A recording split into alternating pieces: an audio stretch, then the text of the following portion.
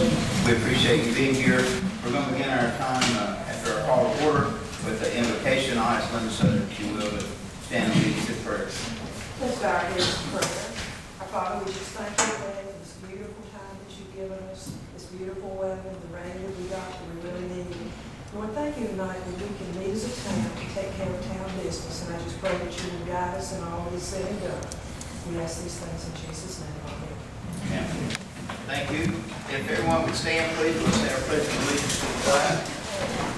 I pledge allegiance to the flag of the United States of America and to the republic for which it stands, one nation, under God, indivisible, with liberty and justice for all.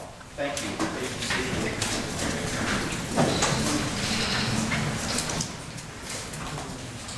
And we'll have our introductions now. And before we do our introductions, our town attorney is going to be just a few minutes late. So Mr. William Hill will be here shortly. But Valerie, will you please start? Valerie Halverson, Town Clerk. Diane Alford. Mike Allen. Dina Barn. Tim Sessoms. Elizabeth McClellan. Alicia Flowers. Scott Whitaker, Town Manager. Katrina Witt, Finance Officer. Julie Reed, Town Planner. Super, thank you.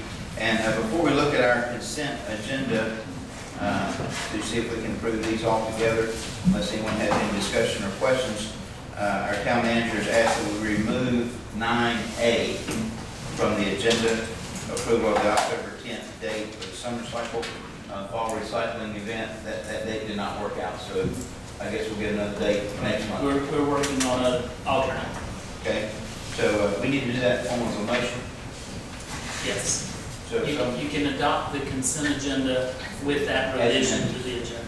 okay. So would someone like to make a motion that we remove 9A from the agenda? I'll make that motion.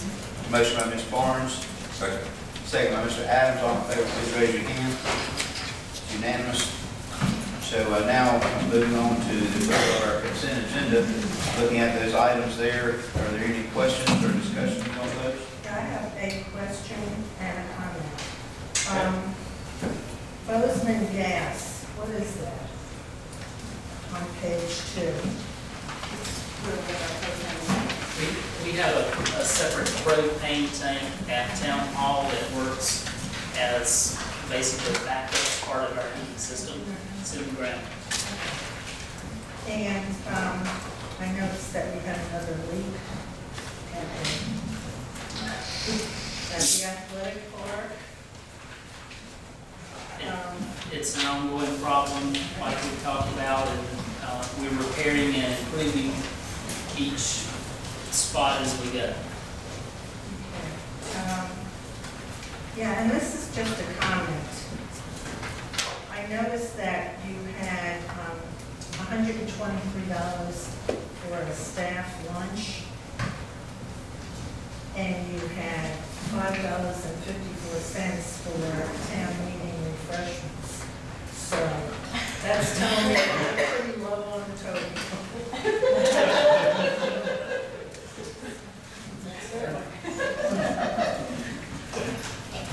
That's all? That's all. Anyone else have any questions or discussions?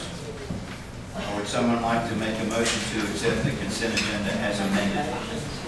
Accept the consent agenda as amended. Motion by Ms. Barnes. Second by Mr. McClellan. All in favor, please raise your hand. It is unanimous. So moving on to number 5, announcements. I think there's, in our audience here tonight, several folks who are running for office, and you'll have 5 minutes during public comments if you'd like to stand and say anything. But we have 2 council members that are running, so I'd like to recognize them and give them a moment to just say what they have to say. So Elizabeth McClellan is running for mayor. So I'm running for mayor. I've worked at Hungry Vote. I've served on the town council for almost 4 years now. And it's been a lot of fun. Started out with 23 meetings. I think before we hit the summer. Hired a new town manager. But it's been a lot easier recently. And so I'm in favor of a lot of the projects that we've been doing now. Currently the A&Y Trail and the one of the biggest concerns I have are just the road systems that we're going to be talking about tonight and making sure communication stays open. Thank you. And also Dina Barnes is running for re-election. I'm Dina Barnes. I've been on the town council since 1997, which seems like a long time to me. And I question myself, did I really want to run again? But I don't own this seat. It's up to the people to pick someone that they want to sit here. But I'm willing to serve again because I love the town. I think I have a lot of knowledge that would be good. I sit on the Metropolitan Planning Organization that deals with the highways, the roadways, and I feel that's a good area for me to leverage our town and what it wants in addition to the other small towns in the MPO. And we did lobby that group to get a seat where the towns were represented more so. We found one day our town manager at that time went and heard an opportunity to come up, which we wouldn't have known about if he hadn't been there. Since that time, the MPO has worked really hard to include all the towns, but we were able to get a representative, and I have sat at that point. If I go off the council, that seat would be open for all the small towns to choose again. I just wanted to mention that because I sit on that in addition to sit on the town council as well. And I am in favor, like Elizabeth, of some of the things that we started and would like to continue on and see it come to fruition. It's always never going to be finished. We're always going to have something going on, but I want what the people want and what they tell us they want in the order that we do it. We don't have to do it all at once. We don't have to spend the money all at once, but we need to make a plan and we need to start and find out what to do. So we welcome your vote in November, and thank you for listening. Thank you, Ms. Barnes. Any other announcements? Any other announcements? Okay, then we'll move on our agenda to item number 6. As many of you know, there's lots of road construction going on in Summerfield. On both sides, we're surrounded, and so I think that's why most of you are here tonight. So we welcome you. It's an opportunity. We're not here to change things about the road because that kind of is what it is. But we want to give folks an opportunity to be able to ask questions, have conversations, and talk with the folks that we have Bobby Norris and Craig McKinney with us this evening. Thank you, gentlemen, for being here. And what I'm asking you to do, Mr. Norris, if you would, just give us a little bit of an overview, update, catch up kind of where we are, if that would be okay. Sure. And then after that, we'll have an orderly time where citizens can ask questions, and likewise, town council, if there's any questions up here, we're going to fire them at you. Okay. So, Like Mr. Sessions said, my name is Bobby Norris. I'm the district engineer for the Department of Transportation. I'm actually the current district over 2 districts, Rockingham, Castle, and Gilbert. But in our division alone, we are on the threshold of having over $1 billion of construction going on at one time. With the widening of 220, the interchange at 68 and 220 getting ready to happen, the I-73 connector, plus the 2 840 loops or the outer loops of Greensboro. Next year, another project for the loop will be starting also. So yeah, we have an awful lot. And those are just the big stuff. That's not counting the hundreds of bridge replacements that we've got going on in the 5 counties of our division. I don't know if anybody's aware, North Carolina has the 2nd largest state road maintenance system in the nation, only 2nd to Texas. We look after 80,000 miles of roads. So, you know, if everybody was always wondering what the gas tax is going to, it's going to 80,000 miles of road.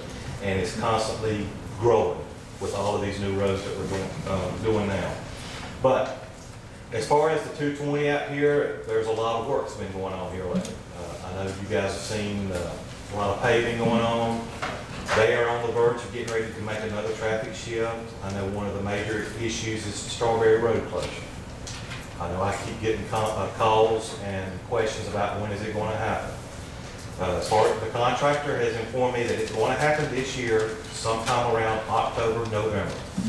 He can't give me a definite date as of right now, but he is supposed to let me know 3 weeks in advance, which we'll send out a press release, and we'll also contact the Northwest Observer to make sure that they can get it in the paper just as quickly as we can to let everybody know that it's coming, when it's coming. We're also going to be put up message boards out there to let everybody know when that intersection will be closed down also. Contractor is working on making another traffic shift, not that one, but another traffic shift just south of that area, around the Owl's Roost intersection. Been a lot of work going on. There's a lot of work going on the whole 12-mile section. But the big emphasis on that project is the contractor is really putting his efforts into making sure that he stays on schedule for the connection of I-73. That coordinates with the huge design build project that goes from 220 all the way to 68. That is scheduled to be open in November of next year.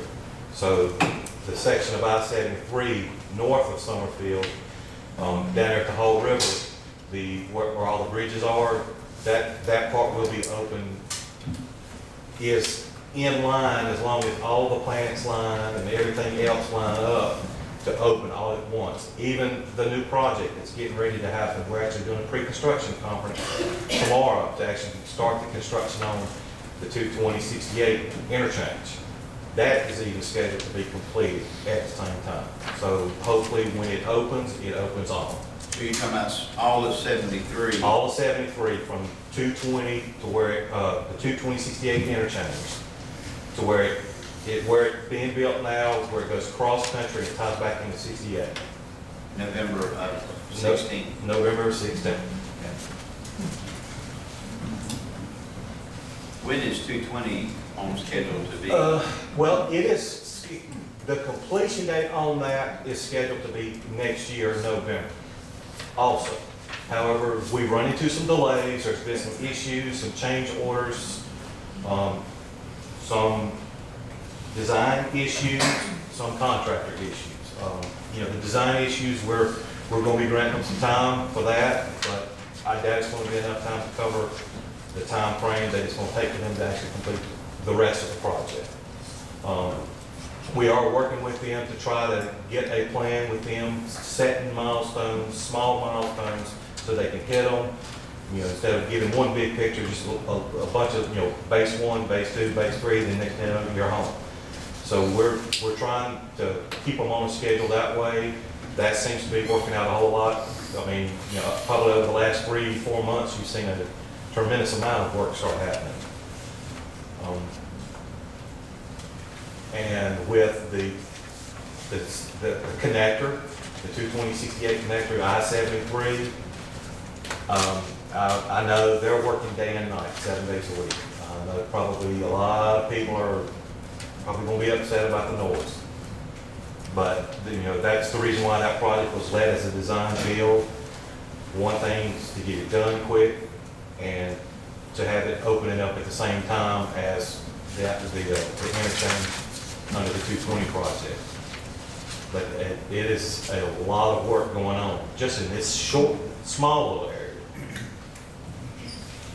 Just because you mentioned the term design build, which pertains to I-73, maybe just give a quick definition of what that means. The design build method is the contractors team up with a design firm, and they are tasked with designing the project, obtaining the right-of-way, getting the utilities relocated, plus building it, all at the same time.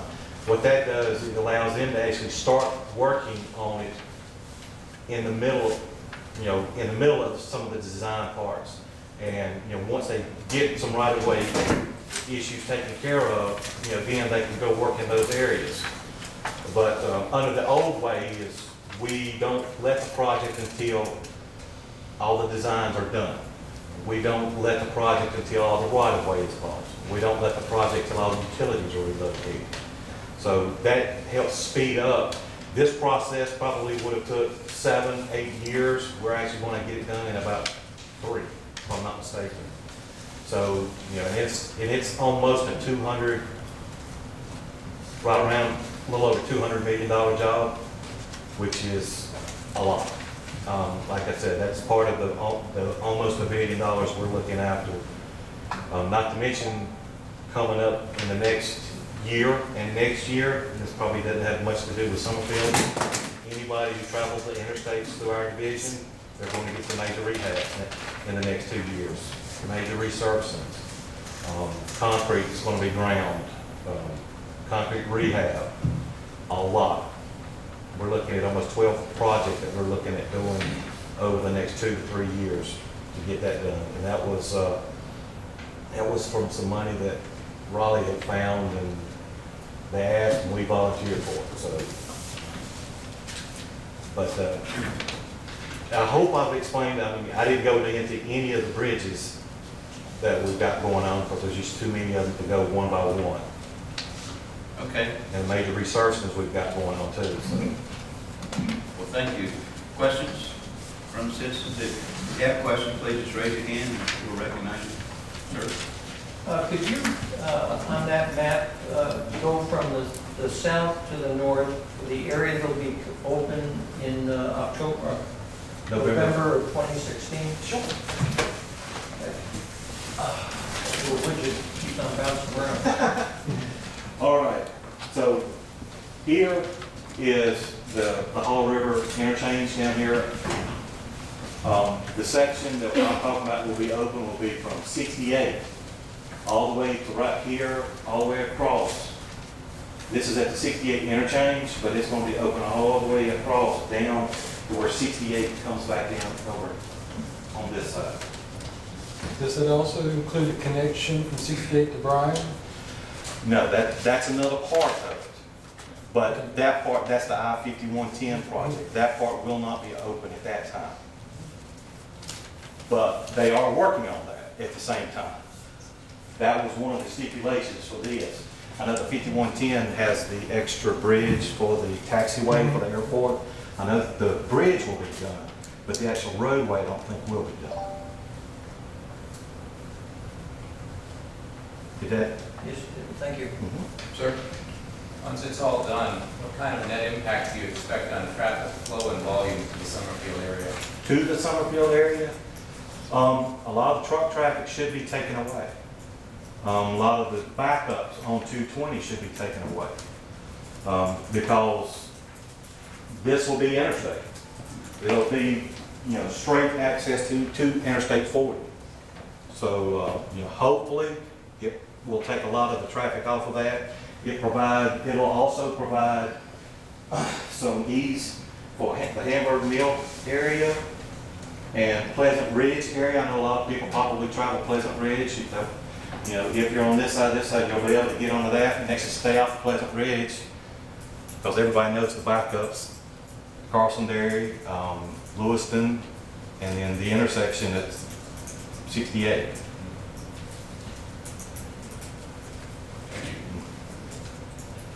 Yes, sir. This may be a little premature, but can you speak to the interchange that is intended between Route 158 and 220 to bypass Stokesdale?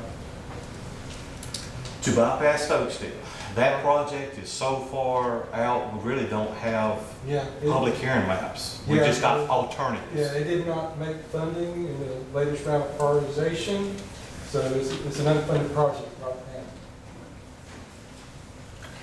Does that put it out 5 years, 10 years? I mean, That puts it out at least, and that's at least 5 years. Because whatever's in the 5-year plan is what will happen. That's what we've been told. It's set in stone. It will happen. But just about every year, we are reprioritizing these projects also. So it may not qualify good this year. Next year, with the list of projects, it may qualify in that 6th year. Okay. Thank When they finish this, will there be more traffic on 150 from 220 to I-73 than there has been? I don't foresee, based upon the plans that I remember seeing, the forecasting for the traffic, it did increase a little bit over 30 years, but it wasn't a major increase. We're talking 2,000 vehicles It's a a day. lot right now because of all the truck traffic. Right. But I'm hoping some of that'll be. A lot of people, a lot of people that are coming up 220, they're taking a right on 150 to either, go to that side of the county or to access Pleasant Ridge Road or just to, to go to the airport. So hopefully they'll be coming down, hitting the I-73 and basically, bypassing this area.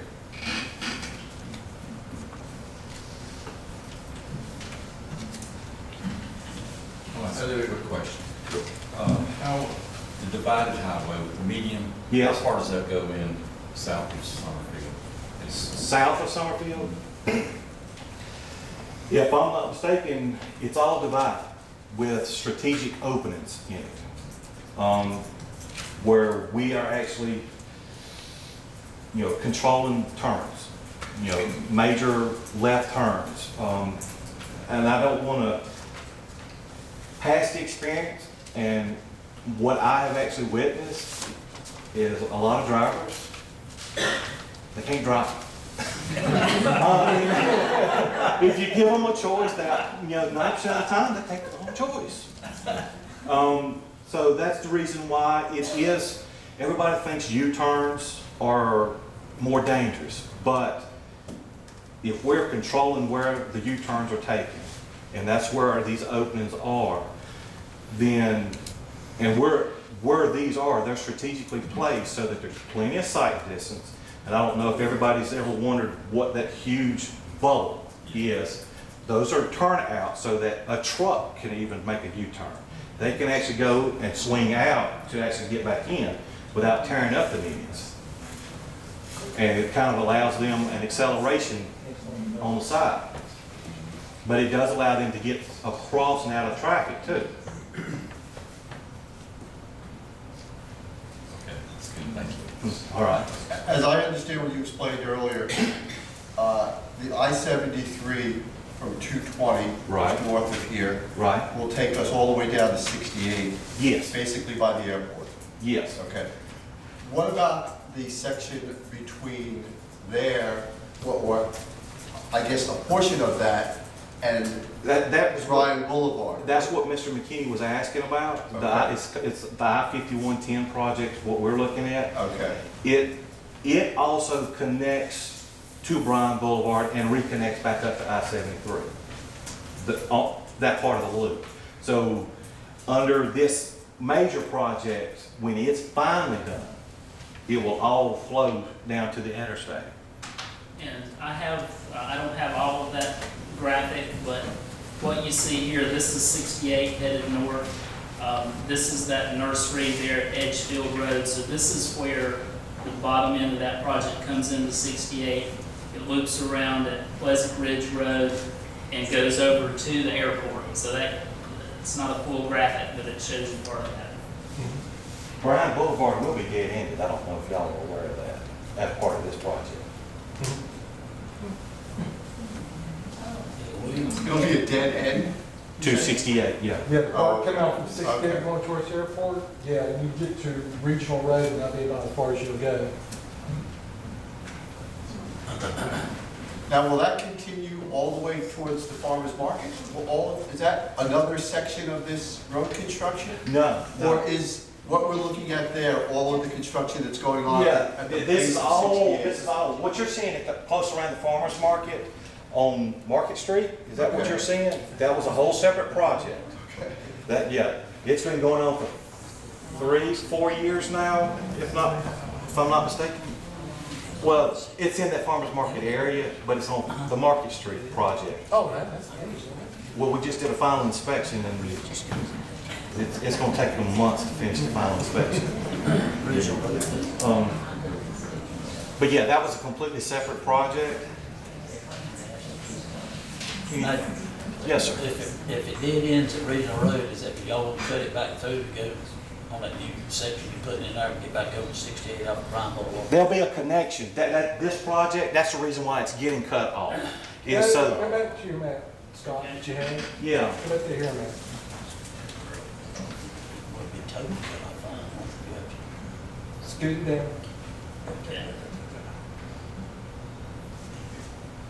To replace the Bryan Boulevard connection, what they have decided to do, they're going, if you're coming up from High Point, you'll exit off, you'll come around, you'll get on to what is part, we're going to I-5110, and that'll take you, it disconnects to the interchange there at the airport.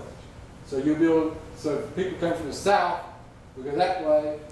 To go back, we're going to put in this big flyover, and then take them back and get them on the 68 going south.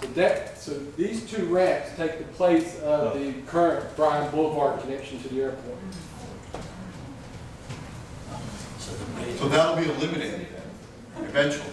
That existing flyover, as you said, will be eliminated? No, Bryan you're talking Boulevard? about the Bryan Boulevard 68. Right. No, that's probably going to stay Yeah, like it is. Okay. What's But it'll going to just happen past Regional Road, since the airport owns both sides, they'll probably just do away with the road. Once you get past Regional, going towards the interchange at the airport. That section of Bryan will go away. To make room for their additional taxiways and stuff. And whatever else they want. Yeah. They seem to have more power than we do. I said 25 years ago when they got ready to close Regional Road, they closed it and they did. The airport said that, I said to me. What's so funny is we just built that bridge for Regional Road right over Market Street. And then within a year, they closed it. Yes, I said to me, I think it was 25 or 30 years ago, they said when they got ready to close it, they closed it, they closed it. Yes, The intersection at 68 and 220, right. could we expect that to simply become a larger intersection? Will there be bridge It will- work there or merge? It's not going to be, it's going to be an interchange, a free-flowing interchange, no stopping. And Scott, do you have a picture of the 2413 CA project? See that red light? I have the northern end where I can- 68, yeah, where that's fine. 73 comes into 220. If you can do that, I'll show them what it's going to be. Okay, let me look. That was, The line is to the left. It comes down. Well, it's a directional interchange. yes, As far as I've got, but that's 220 with I-73 coming in near our town limits right here. So with all that happening at 73 and with the Bryan Boulevard stuff at 68, you're telling us that if you get on 73, that connector, about right there, Right. you can't really get to the airport. That's not really taking you straight to the airport. it will take you directly to the airport when it's all completed. But not in November of next year. No, it will reconnect back up to 68, in which the Bryan Boulevard will still be open at that time. I see, okay. So you're just looping a little. Yeah, right now we're just looping a little bit, but when it's all said and done, it ties back in to the airport interchange. And that's in 3 years. No, that's probably a year out beyond next November. Okay. Crossover southbound from Route 220, will that become an overpass? Crossover southbound. Coming down southbound on 220 At to 68? 68, Okay. which is now a crossover. What 220 southbound will do is, I don't know if you've ever paid any attention to the way the service road goes. Yes. See, it parallels and all of a sudden it goes away. Well, that's the way 220 south is going to do. It's going to go down and swing out, and then it's going to bridge over 68 so that it carries on. And there's going to be one bridge there, but then 220 north will be 2 lanes coming through, and then 68 will be down to 1 lane, and it will merge from the left. So everything will As be it does free. now. As it does now, yeah. But, you know, just up at the top, at the top of the hill, at the gas station where the Bojangles used to be, Yes. there's going to be somewhat of a modified super street turning leftovers to allow for U-turns and stuff. Because we're closing straight throughs at that intersection. If they're going to want to go south, they're going to have to turn right, go to a turnaround, and come back. If they're going to want to go, if somebody's coming out of the little service road, they're not going to be able to go straight across. They're going to have to turn right, go to a U-turn to go with the same bulbs out. Okay. Once Strawberry Road is closed, how long will it be till it's open? If I'm not mistaken, they have 30 days to get that work done. Oh, only 30 days? Yes. I thought it was longer. No, it's not a permanent closure, and I cannot see it taking absolutely no more than 45 days at worst case. Because they're already getting the majority of the work taken care of, so all it's just a matter of just bringing the dirt in and then repaving. I have a question for you about 73 south of 150. Okay. There's an interchange there, and I was under the impression that the area would drop down after that. They think it would come up for the 150 area, and then the road would drop down below grade. We had heard 12 feet and 14 feet because there was no sound barrier wall. Is that still true, or is it just going to stay on the grade? This is the Oak Ridge Road 150 interchange, so you're talking about where exactly, a little bit south of here? Yes, does it start to drop down? I mean, or does it drop down anymore? Is there any sound barrier? Because there's like Henson Forest, Armfield, Henson Farms, there's 3 neighborhoods right there around that. There's no noise walls, because during, I knew that, so yeah. planning this area, when they were doing the environmental document, this houses weren't there. And that's why there's no noise walls.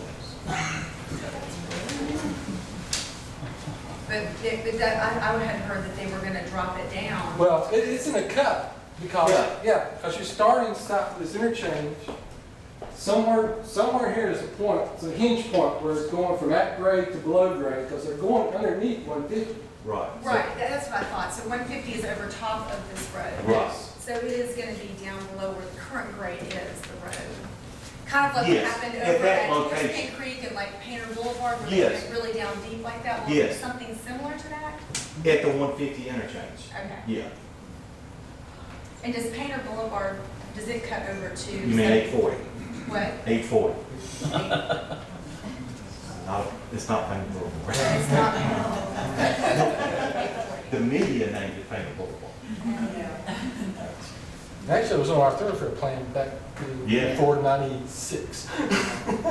Hey, a little bit, I'm sorry, you done? Yes. A little bit unrelated, Fleming Road, just north of Bryan Boulevard. Yeah. City project. Where it used to just kind of go like this. Now there's this big swing out, and I thought, when it first did, I thought this has got to be temporary, this big swing out like this. But then I noticed there's curb and gutter there, so Oh, that's coming up. then I think it's going to stay like this. Yeah. So what's the purpose of that big swing out You there? can answer that question. I'm not sure what swing I'm talking about, but we're taking Fleming Road, and instead of it curving, we took it straight up. We're taking Icing Boulevard and extending it west to tie into the other part of Fleming Road. So we're taking that big curve out. They just kind of did that. We're putting in a traffic signal there, we're putting a traffic signal at Isington and Horsepen Creek Road. And the plan is, when we turn the signal on at Fleming and Isington, we're gonna turn the signal on at Horsepen Creek. And it's gonna come You can- just through. you can cut Fleming's across. There'll gonna, be a T intersection. yeah, Fleming's gonna come to a T. Because I think it's starting right now. They don't have that part open, but I came down it just like yesterday and went, oh my God, it's different again. But I kind of got the feel of what it was gonna be because of how it had like a 15 mile an hour because you turn like that And now. the reason it's teed like that, we had on a thoroughfare plan for Fleming to eventually continue north. There's a lot of acreage right there. We're looking for a developer to build part of that road and then extend it and put another interchange on the loop. And where would it end up? And it'll tie into, let's see, get my, Lewiston. We're gonna come into Lewiston, just north of Oneida. Just north of what, I'm sorry? Oneida, Oneida Road. Oh, Come out for Jessup Drive, dirt road. That kind of comes in where you turn that big road, that big loop going out towards. Yeah, that's where you get the 20-foot drop off. Oneida comes right in there. So that could be another 10, 20 years from now. Okay. any other questions? I got one. Yes, sir, right here, blue shirt. Back to 220 by Lake Brant. Yes. Area. I'm seeing they're doing some grading there now. Yes. And I wonder, there's new bridges and stuff. I'm wondering if you anticipate that area opening up before winter. That's the part that will dictate when Strawberry Road intersection closes. For it to close and then to open it back up, the intention is when they close Strawberry, when they open it back up, traffic will be over there onto that new stuff. Because for them to even stay on schedule, they've got to get that done this winter to open up these other two bridges that they've got to do that through there. Mr. President. You were quite clear that there's no noise abatement in the plan for Henson Forest and Henson Farms. Yes. Is there a perceived need for noise abatement in that area? And if so, how are we going to handle that? NCDOT's policy is, at the time of public knowledge of the project, which is the public hearing for the project, Right. if there's no development there, they do not consider it for noise ordinance. They do not have a policy to abate an existing project or a project that's currently under construction that did not meet the policy at the time of their public knowledge date. So the answer is no. I mean, ultimately, Pretty much. we're guided by policy, and it's exactly right. If we make the public aware of projects coming through there, and just like you said, Henson Forest and them wasn't even there. Just looking for clarity. Okay.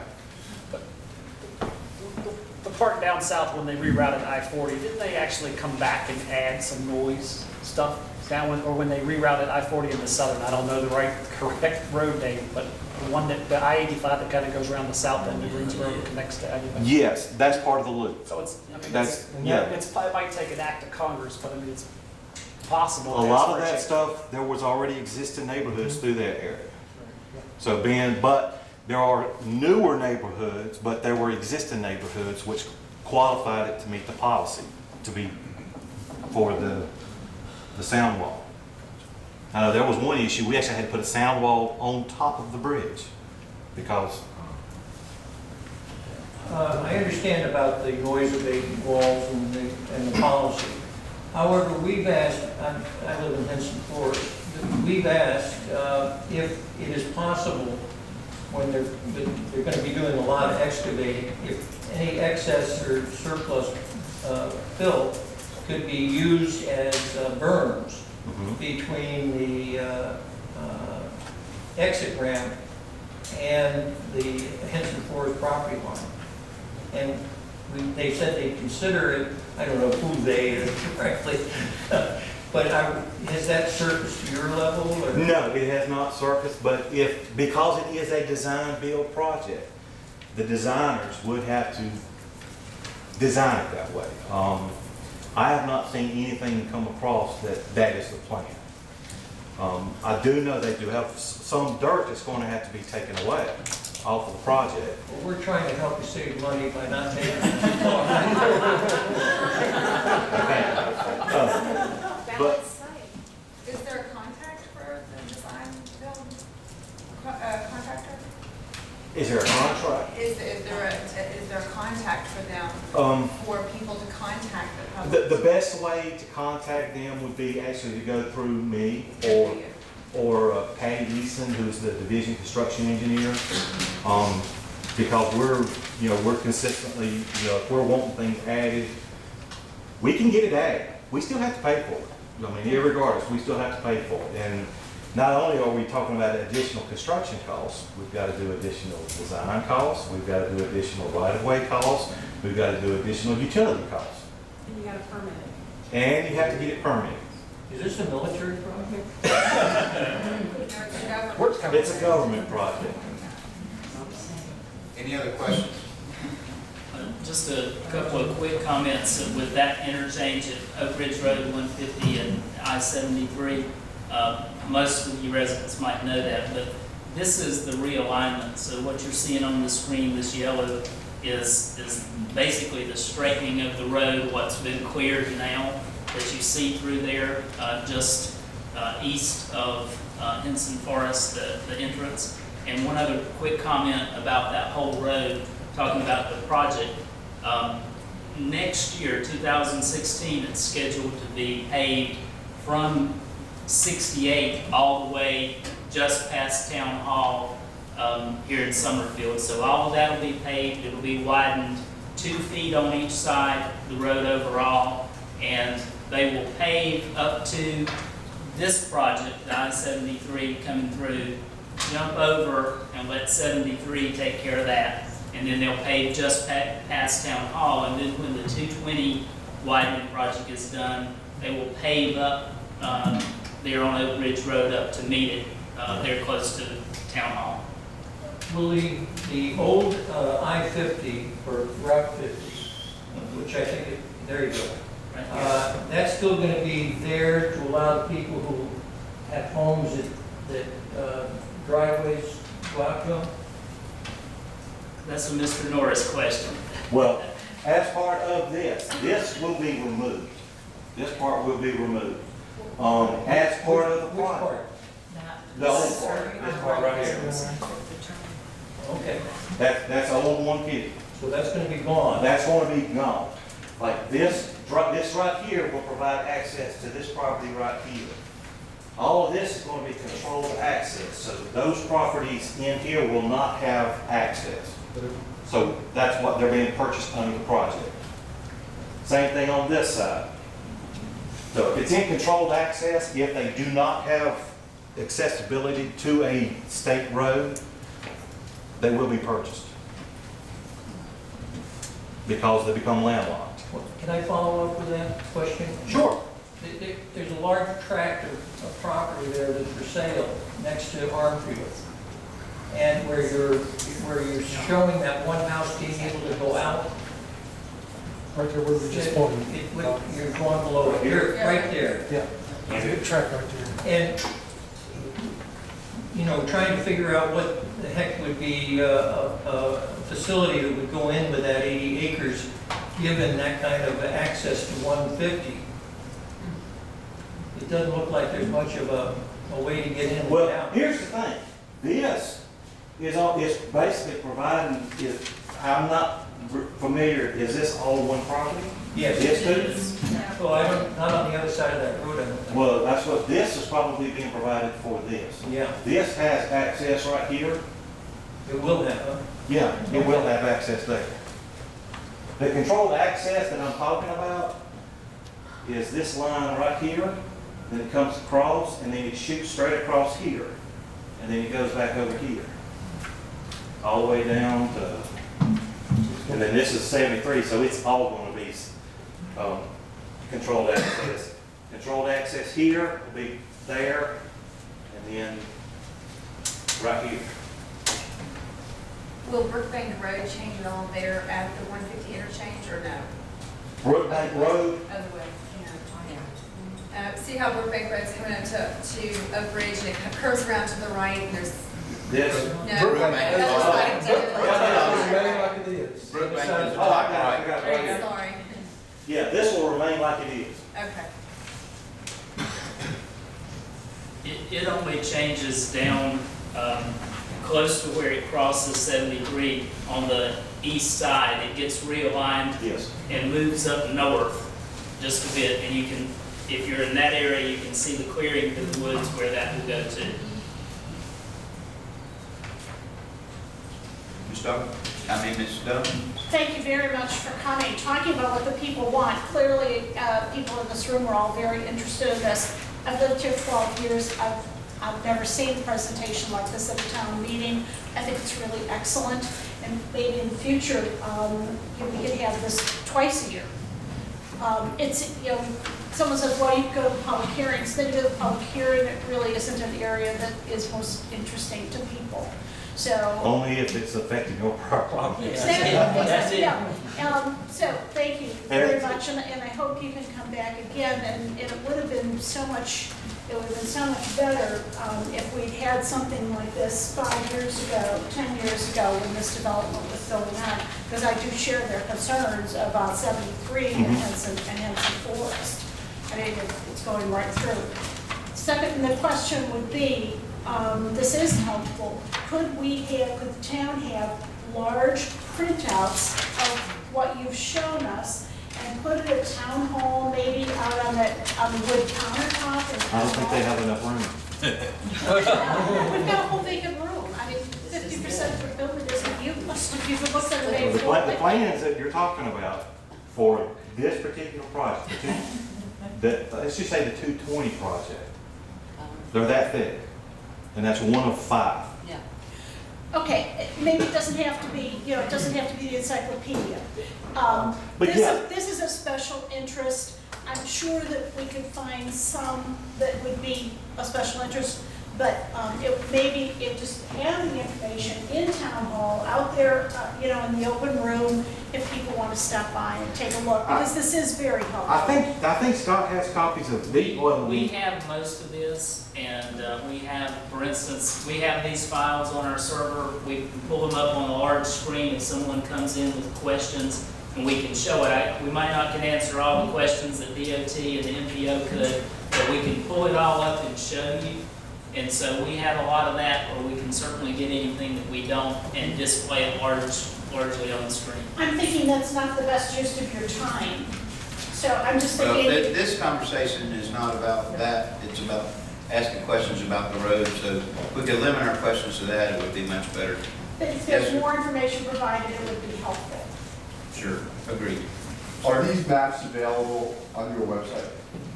Not on the website, because these are high resolution and detailed, but if we could put a lower resolution on the file, it's just that you don't get to see the detail that you want sometimes, and that's why it's better to look at some of those on screen. Okay. They are I'm on looking our at some of the website. DOT stuff, They- and it's like, They are on what am I our looking website. at here, you know? Could you explain the GIS availability for these pictures and how you get into it? As far as, For people who would like to look at it in more detail? from our website? Yeah, where they can manipulate it, tell how far things are apart? Oh, no, we don't have that. All we have is a map. Because like you said, they are so huge. And these are PDFs on our file. No, GIS. You can get You want to get to what I have on the city's website, Yes. Yeah. on Greensboro's website. If you want to see these projects and others within the MPO area, where we've already gotten the files from Robin, you can see images of the route for 73, you can see the urban loop, you can see the 220 project. If you go to the Greensboro website, www.greensboro-nc.gov, and then there's a box where you can go to other maps. Click on that box, and then it'll give you a list of available GIS mapping. You click on Road Project Mapping Tool. That will take you to an application that we have on the city's website where you can see these projects. And one thing related to that that's helpful, I've had citizens come and want to know, maybe they live along this I-73 corridor in Summerfield, and they want to know exactly how far their house is going to be from the edge of that controlled access. And we can go on the county's GIS site, pull it up, and we can measure and probably get you within 5 feet accuracy, 10 feet accuracy of that just by looking at the GIS. I like to tell you just how to build it. Any other questions? Yes, I have a question. Mr. Norris? Yes, ma'am. The town of Summerfield has a considerable investment in historic buildings at the intersection of Summerfield Road and 150. Yes. The trucks now are rumbling through there. Those buildings are over 100 years old. I have asked that we find a way to do away with truck traffic permanently through the historic district and have been told that can't be done. So since you're the man to speak to, I'm asking you, can it be done? All I can tell you is that would have to be done through an ordinance from some, and through our traffic engineering department. So, And our, in which that would also have to be backed by the Chapeau State Historical Preservation Office. but it's doable. I've never seen it done. That doesn't mean it can't be done. I'm not gonna say we can never do it because I've had to She eat. can at least say those buildings were there when y'all designed this. That's true. That's true. There are some streets that say no through trucks. Yes. So how does that occur? The problem you run into on that is because it is an NC route. Okay. 150 you're talking about? Yes. But what about Summerfield Road? Could we do that? Summerfield Road is just a secondary road. So we could do that? You possibly could do that. And But it would take some kind of ordinance on our part because it's a secondary road. Unless you guys want to get into the road business, where you guys can take over the road business. Then y'all can do whatever you want to with it. We're having this conversation now. Thanks, Ray, for information. We'll take it under advisement. But believe me, I tell the city of Greensboro that all the time. I'm trying to do something about it. Can we I know. lower the speed limit Now, that's something we can look at. so that it's like a 30 It's a deterrent. It's a deterrent. Right. Now, the issue is we can lower the speed limit. Like I said, most drivers, they don't know how to drive, And you just have to have enforcement. which we're short staffed on anyway, so. Ms. Southers, you have a question? I did have a question. You're talking about widening 150, like through the historical district. Yeah, we won't widen it through that part. Well, that's right there. I can tell you, we will not widen that Or part. what about the dry bridge up there? What will you do about that? That goes over the old railroad? We're just gonna leave the bridge and we're basically putting shoulder out there, a paved shoulder. We're not widening additional lanes. 2 foot on each side is to give, people who can't drive, stay in between the lines. Running off the road to give them a little bit more room before they actually run off the road. Through that area, we're not gonna widen the bridge for this. This is just basic resurfacing that we typically just, we'll widen 2 foot just to add shoulder, a paved shoulder. So you are going to pay it then when you widen? It's what you. Well, the issue is without actually seeing the typical on that part right there, going through downtown, we might actually not be doing, I say downtown, through the historical area. I don't know those limits. The whole intent of that project is to widen 2 foot, but we do take into consideration the historical areas. The intent is to widen 2 feet on each side for the shoulder from where, on 150, from where to where? I can speak just a little bit to that. So the DOT representative that came by in the last several months, looking at that section, trying to determine, if you'll look on the map here, this is 220 and this is Town Hall. When he came through there, I specifically asked where, and so right there in front of Town Hall, you have curbs, you have concrete curbing, and you don't have any width without getting into our little grass strip. It won't be widened through there. They won't change that curbing, but as you get away from Town Hall, going toward Oak Ridge, that will start widening. You didn't get real specific, but overall, the road is to be widened. So that doesn't answer my question. So I understand that Okay. intersection, but you're Well, still going to try we're and going add the 2 feet From here from 150, on to 150, here, from 220 to, and we'll skip over that part right there because that'll be done under this project.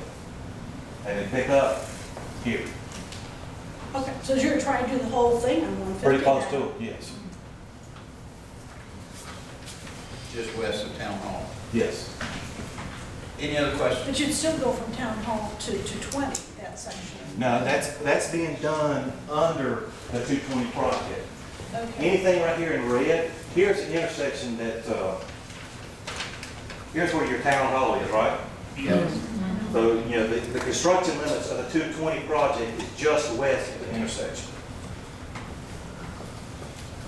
I don't think people know this yet. About the resurfacing or? About 2 foot on each side. It's wide. Oh, I know, but people should know what's gonna happen to the property. Okay. Oh, no, it's all gonna be inside existing right of way. So there'll be no right of way issues or anything. We're not even gonna relocate the ditches. It just makes the road safe. Council, any other questions up here? Mr. Norris, may I have a business card? I have a whole bunch of them. Well, we certainly want to thank Mr. Norris for coming and being here, also Mr. McKinney. Mr. McKinney, do you have anything that you would like to share or add to this before we? Thank you very much. You didn't begin to do a presentation, we always love to hear from you, so all hearts clear. I'm sticking around, I'm not going anywhere. I know. Very good, well, thank you. Okay, well, welcome. Okay, there's an open house on August 18th for, it is for urban transportation plans. I'm sure they'll probably have a lot. Craig, are you gonna be at this, August 18th? Oh, yes. So that's from 4 to 8 p.m. in the Melbourne Municipal Office Building. And do you gentlemen make your cell phones available? My cell Your phone? numbers? I'm just kidding. Well, we certainly My thank office you all number for, is, we certainly thank you all for being here this evening. These two guys bring a wealth of information. So, really nice of them to take time out of their busy schedules to come and be here with us. So we're very appreciative and very thankful for that. Thank you. Thank you.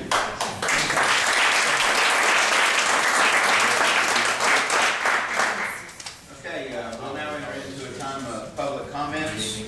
Our public comments are limited to 5 minutes per person. And if you would, just when you, I'll call your name out. If you have not signed up and would like to share a public comment, there should be some sign-ups over there. You can feel free to sign up. I'll call your name out. If you would, come to the microphone, give us your name and your address, and you have 5 minutes to share with us what you will. So, Ms. Dunham? Are the candidates, I can go last. I got all them at the end altogether. Oh. I'm just going through the list as they relate here. Okay.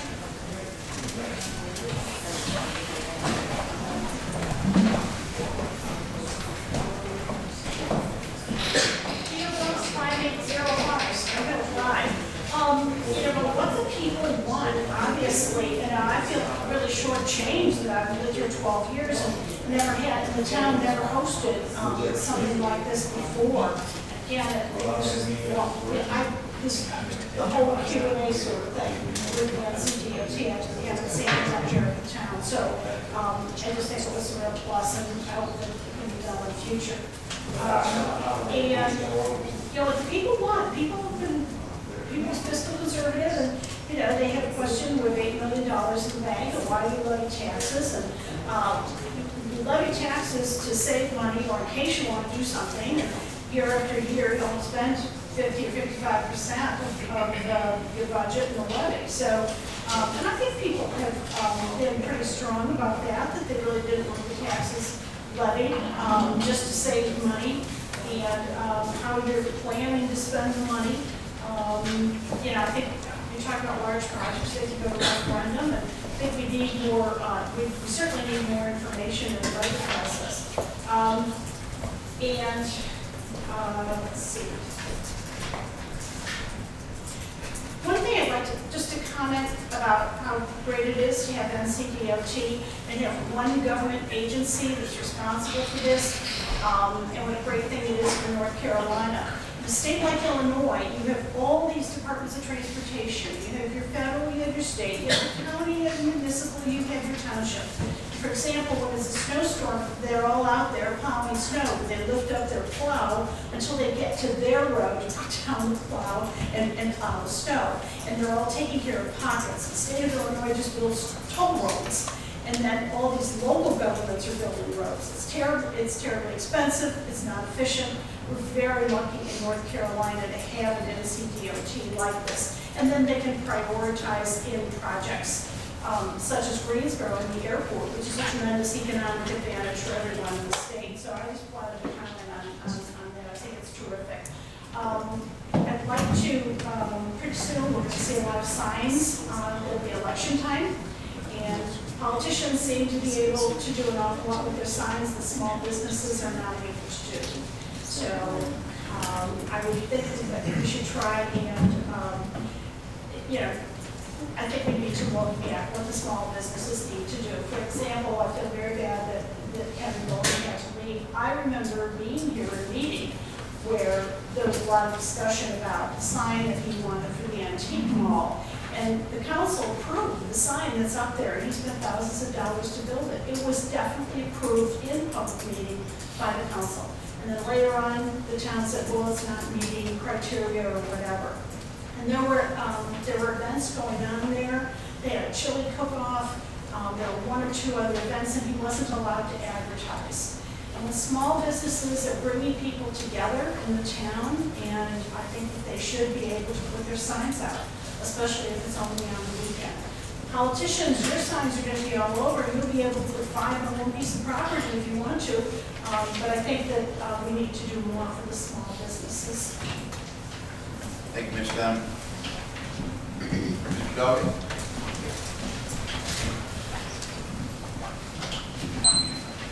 Bart Doggett, 7986 Hyper Road. I just want to speak on the AMY Trail. After last month's meeting, I know some more questions earlier, there were several not good statements for the trail. I think the trail is the coming thing it needs to be, and I would just like to make some good comments. I think these should be very positive comments. If people would just walk, run, bike on the trail, just 30 minutes 3 times a week, we could improve lung density, of course, fractures, elderly people like me. It improve cardiac vascular system, you'd have fewer heart attacks, fewer strokes, improve mental outlook, you'd be able to control diabetes better, you would improve brain function, you would greatly reduce the onset of dementia. The AMY Trail would help all of these. Plus people complain of bicycles on the highway. AMY Trail will relieve some of this on the highway and should please the people of Summerfield. Adrian Williamson last month, says that he was opposed to the AMY Trail because there were not enough people interested in the price of the trail. He said he only knew 10 to 12 people who would benefit from the trail. I find that sort of good because just over the weekend I talked on Hyper Road. I found 11 people who used the trail and would benefit from it. So Adrian and I together, 21 to 23 people. We used the math on this, and we just dropped it down to 20 people, which would be 10 people each. 100 people in Summerfield, but no, a total of 1,000 people in Summerfield that would use the trail. I think this would be wonderful in that. Dwayne Crawford brought up that he thinks we need to have a referendum on the trail. It's on the long-range plan already. All the surveys say that Summerfield wants trail, #1 item. I don't see the point of having a referendum. I think it's already been decided. We need to drop the subject and just go ahead and build it. He also said, which really surprised me, Dwayne and I have heard several times that Summerfield should not have any tax at all. We should be tax-free and everything. But then he proposed that the people that the trail would benefit, the property owners that the trail would benefit, should be taxed to pay for this project. So here's Dwayne that opposes taxes, but he wants to add a new tax. I have paid property taxes ever since Summerfield has been collecting property taxes. I feel that I've probably paid my fair share of the AMY Trail. And I feel that it's time, plus we're doing a good job. I think it's time to speak up and get it done. I appreciate y'all's time, and I'm not being rude. I've had knee surgery, I need to get it iced, and I'm leaving to go get it iced, but I appreciate y'all's time. Thank you very much. Thank you for coming, Mr. Doug. Paul?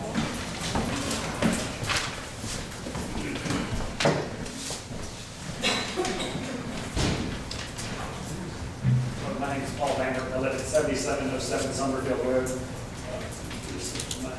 I think that's the first time I've ever come up behind somebody who's positive about trails, so I'm very thankful. So that was good to hear. But I guess I wanted to come here and just kind of share some thoughts about, we have so many new candidates running, somebody new from there. Like to hear, it was good to hear both of you, Dina and Elizabeth, their comments earlier. That was good. And I look forward to hearing the other candidates as well. But I guess as I've participated in various committees along the years, I always come back to what I think my definition of the town council really is. And it's almost more defined by what we don't do. We don't do the police, we don't do the fire department, we don't do garbage, we don't do water and sewer, we don't do the roads, thank goodness, because that started 25 years ago, all that stuff, long before we even became a town. There's lots, we don't do the school system, there's lots of things we don't do. And by that definition, in kind of my mind, we're more of like a homeowners association or a business association, and the Summerfield Brand Committee. I mean, we're here really only to do positive things. That's all we can do for ourselves. It was very nice to have DOT come in and share. I mean, where does that happen? So I kind of try to remind myself when I come to the door, and anything I've seen on Fox News at my dad's house, or in the Wall Street Journal, Greensboro News and Record about Washington, Raleigh, or Guilford County, check that at the door. It really doesn't belong in here. We're really a small town. We can do good things for each other, and kind of glad, some of the tax things and all the amount that I pay each year for the parks and stuff is compared to Washington D.C., Raleigh, and Guilford County is peanuts. I mean, it's so small. So I'm looking forward to that. You guys have worked out a good project list. We're doing good things. We don't have to do everything just because of by definition of our town. That's not our stuff to get a figure in. So thank you. Cherry Pike?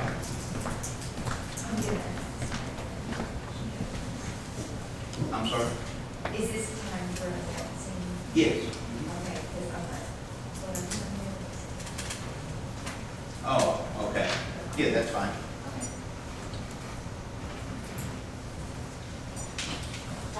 Sherry Pike at 7804 Robinson Road, and I was just going to announce again that I'm running for one of the seats on the town council. I've been serving on our safety committee for a couple of years. I am the secretary right now, and I've been coming to these council meetings for a few years now.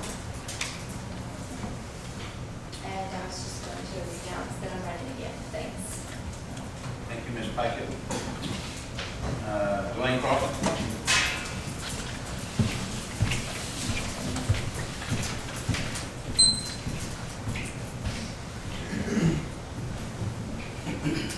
My name is Jack Dwayne Crawford.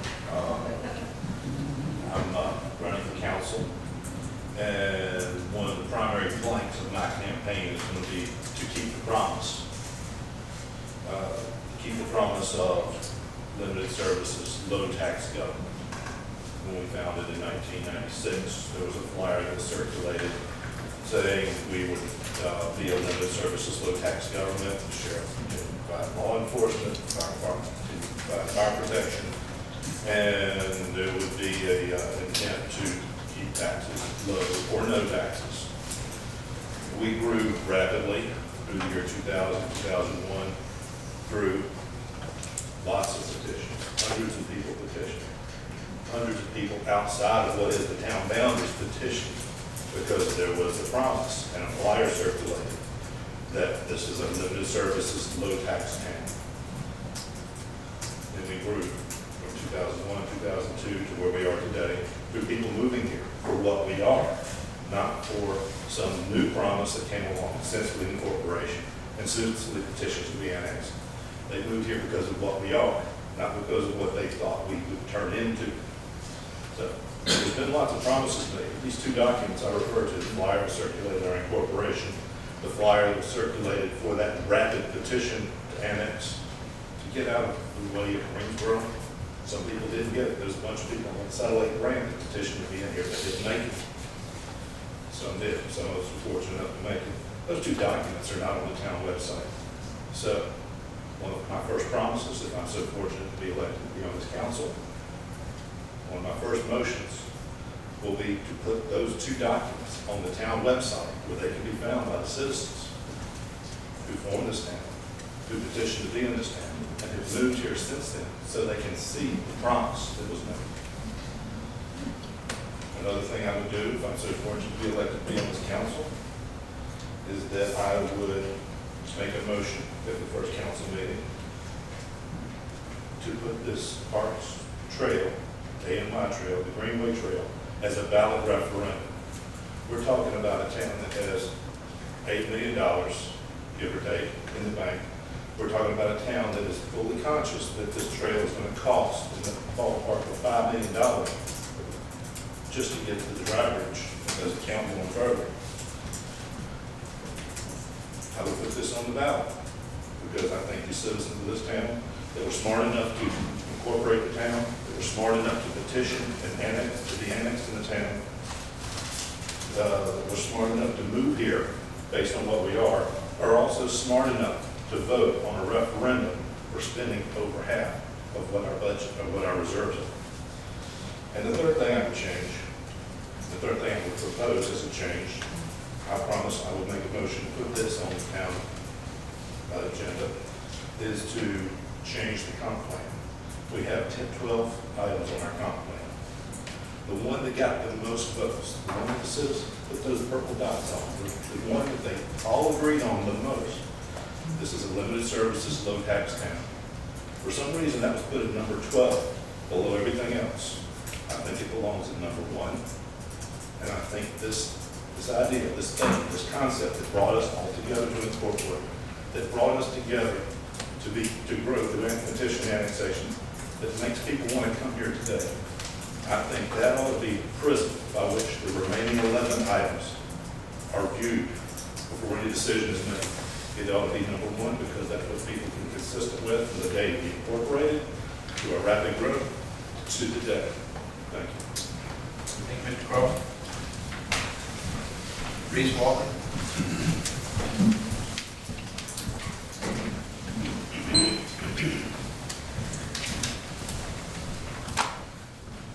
Reese Walker, 979 NC Highway 151.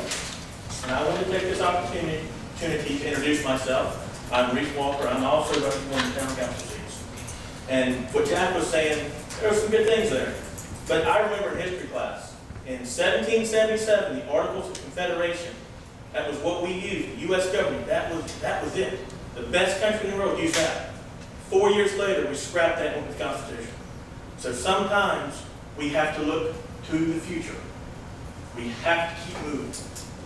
I think this is the best town there ever has been. I love this town with all my heart. I volunteered on the Parks Committee for a long time until it was disbanded. I was an active volunteer before that. My feelings were hurt by it. But I didn't get spiteful with the town. I went to another avenue and volunteered my time to this town because I still love it. I love the people that live here. I love everything about it. I support the trails. I support smart, limited growth. If we wanted to vote on every single thing the town did, we'd use something like the Mayflower Compact, where everybody walked in and said, yes, we want this, yes, we want that. And up north, they use that as their form of government. But this is up north, and we decided we were going to use this, where we elect people to go vote for us. Because people are busy. They don't want to make decisions. I think a lot of those people took time, and they made the comprehensive plan and went and voiced their opinion. We want trails, we want this, we want that. And we voted people we thought would vote that way. That's what makes this town and this country so great. I want to raise my family here. This is it. This is it for me. I want to be here forever. I've got the future in mind. We can't sit back and let all the development be around us and let's only have homes. There's no reason we can't have somewhere to eat breakfast. I can't eat breakfast in the town of Summerfield. I'd love to have a place to sit down and eat some bacon and eggs. Nothing too fancy, just bacon and eggs. I'll invite everyone to look me up on Facebook. It's Committee to Elect Reese Walker, or they can email me at electreesewalker@gmail.com. I'm open for any and all questions, and I would like to keep this campaign as positive as possible, and that's a challenge to all the candidates. Thank you very much. Thank you, Mr. Walker. Any other public comment? Mr. Person. Yes. Calling me this time? Yes, sir. Last time you called me, I got up at the wrong time.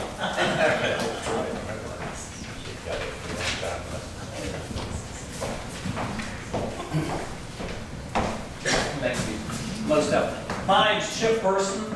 I live at 5876 Stanley Huff Road. I've lived here since 2006. When the noise and nuisance ordinance came up, and the Lipinski fence thing came up, y'all may remember me. I was on the right side of all that stuff, and I'm glad it ended the way it is. I moved my family out here in 2006 to join this community. I don't want to see it change greatly on the three, so I'd like to have a little restaurant or somewhere we go meet, have a cup of coffee, some scrambled eggs. I like grits with mom, by the way.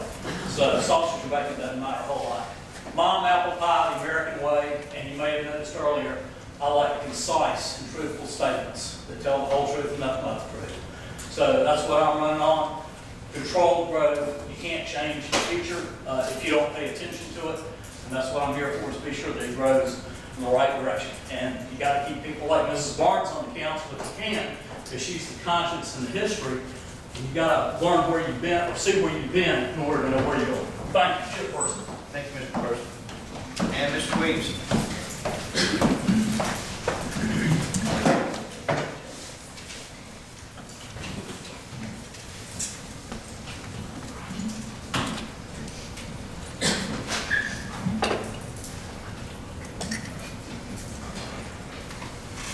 My name's David Williams. I live at 3901 Lewis Road. I'm sure 90% of the people here know I am running for town council.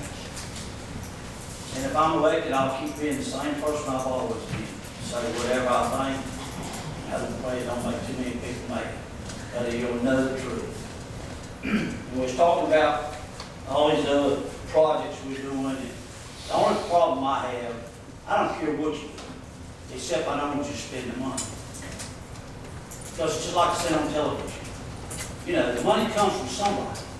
And this country is on a free deal. Everything is free. We get it all from the government. The government don't make 50 cents at charges. The tax brackets just keep going up. You know, I read a lot of papers. You talk about this wonderful trail deal, and I know my name was mentioned on this, and I'm glad I'm getting a little attention on it, because, you know, I'm truthfully sincere about it. They showed in the Greensboro paper this, it was Monday, August the 3rd, nice picture of the trails. They got what's planned and what they do and how they go and run down the roads and optional historical routes and planned routes and everything. They got a nice trail. You know what it looks like? It ain't a super highway like we're trying to do. It's a board trail. You know, I didn't know that you had trails that was better than the cart paths at a country club. And they're going to be used a whole lot more than this trail will ever hope to be used. And if the country club ain't spending $5 million for 5 miles, a cart pass, why in the thunder are we spending that kind of money? I mean, seriously, let's just think about this.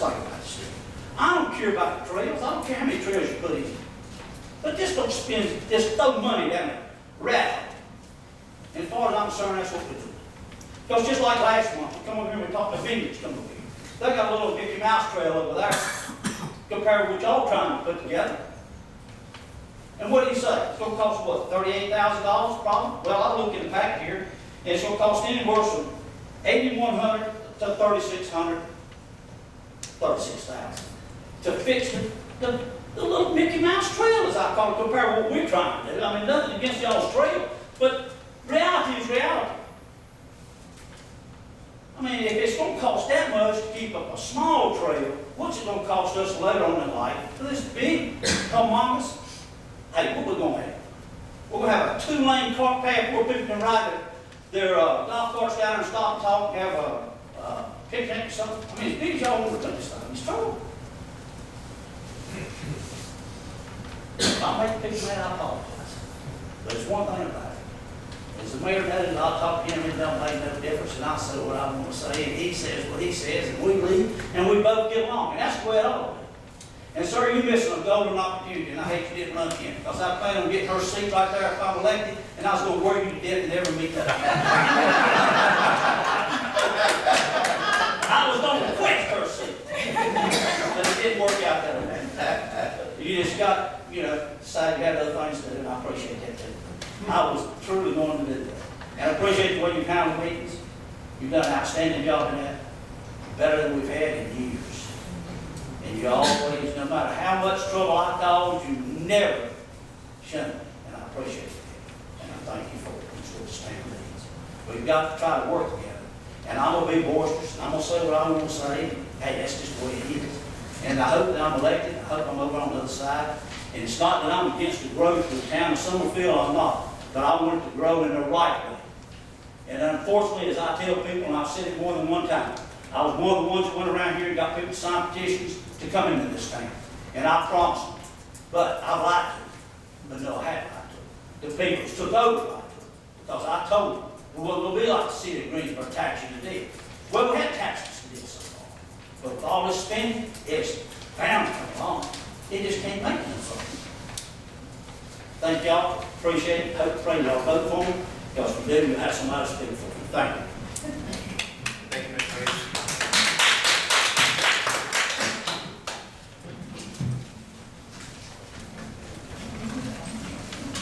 Any other public comments? I was pausing just a minute to think about Mr. Reeves from sitting there. You're going to try it out. I didn't have to sit beside you, sir. Okay. So we'll move on to item 8 on our agenda now, our committee and event reports. We'll start with finance. The Finance Committee met on July 20th, and in that meeting, we elected officers for the upcoming year, and also unanimously voted on the investment recommendations being brought before the town council tonight. We will not meet in August, but we will meet in September. Thank you. Historical? Our next meeting will be August 27th, Thursday night, our normal meeting time. Thank you. Public safety? We didn't meet last month, and it looks like we're not meeting this month either. Public safety has been in a pretty good position. Trails and open space? Our next meeting is August the 27th at 6 o'clock. And Julie is going to come and talk to us. Okay, great. Moving on to item 9 on our agenda, business from our town manager. We'll start with 9B. Yes, the Vineyards Trail property maintenance we have been talking about for some time, and I won't belabor the background of that, but where we left off last month was that the council had requested that we secure a quote from Groundworks. They brought that quote, and the ones that the Vineyards HOA had secured earlier, brought that before council, and after we talked a little bit about how those weren't apples to apples comparisons, you sent us back to the drawing board for a fuller understanding to report back. And we'd like to do that this evening. And just to start that conversation, myself and representation from the Vineyards HOA met with that particular contractor and walked through their proposal, literally walked the trail and have a fuller understanding. But the first thing I would like to do is we have some representation from the Vineyards HOA this evening, and would just like to recognize them and let them give us really their perspective where they are as of today on recommendations and preferences. And I'll recognize Mr. Bill Chase for that. Thanks. I'm going to be fairly brief. I've been brought in on the backside of this. The HOA started this, I guess, almost a year and a half ago conversation, and it's gone through many iterations and many changes.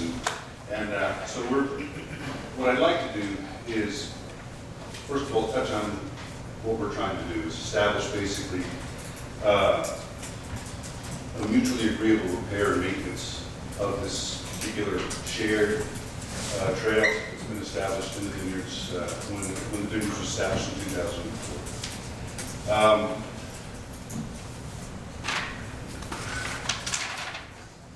We did meet with Billy Tesh, and he was recommended and suggested by the board for us to take a look, see if he has had an alternative bid that we thought would be worth investigating. And we did walk through with him, and we found that based on his assessment and the needs of the trail, evidently Billy was one of the original guys who put the trails into the vineyards when it was developed. And so he had a good working knowledge of what was going on with the trails, well beyond the other people that we dealt with in terms of estimates. And in addition, we've gotten a number of other bids, but those bids also don't reflect an apples-to-apples kind of an estimate. Some of them are much more limited in terms of the scope, whereas Billy gave us a much more in-depth, I think, a much more attainable, and a much more, actually, probably the best bid that we got in terms of long-term maintenance, safety, and development in terms of what this shared public trail should functionally be, because it is going to be part of the public trail system within the town of Summerfield. So, one of the questions, Kristen Miller was here, and she's also with the board. She's a VP, and I think the board had asked a number of questions of her based on what had been presented up until this point. One of those questions were, have we decided upon a vendor that we would recommend? And two, what are we willing to share as a form of contribution? And so, two very good questions, and two questions that we are here to answer. I think the first one is, we like what Groundworks put together.